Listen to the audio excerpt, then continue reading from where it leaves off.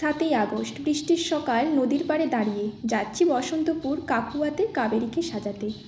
ঢুকেই শুভ বিবাহ গেট, ভেতরে বিয়ের ব্যস্ততা, কাদা পেরিয়ে বিয়েবাড়ির দিকে হাঁটা। ব্যাগ হাতে ওটা কাবেরীর দিদি, বোনের বিয়ে বলে সকাল থেকে ছোটাছুটি।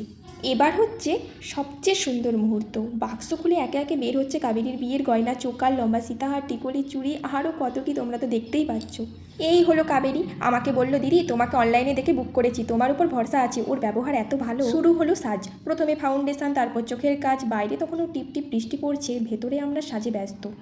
এবার কলকা লিপস্টিক পরতেই লুকটা পুরো বদলে গেল, তাই না? কাবেরী বলছিল, আমার তো খুব ভালো লেগেছে, আমি যেমনটা চেয়েছিলাম ঠিক তেমনটাই হয়েছে, একদম হালকা লাগছে, ভারী মনে হচ্ছে না, কলকা খুব সুন্দর হয়েছে।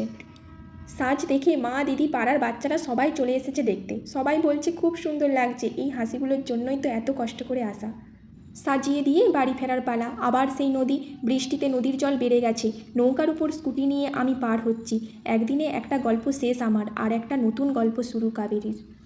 কাবেরীর মতো তোমার বিশেষ দিনেও যদি মনের মতো সাজতে চাও, বুকিং করো এখনই।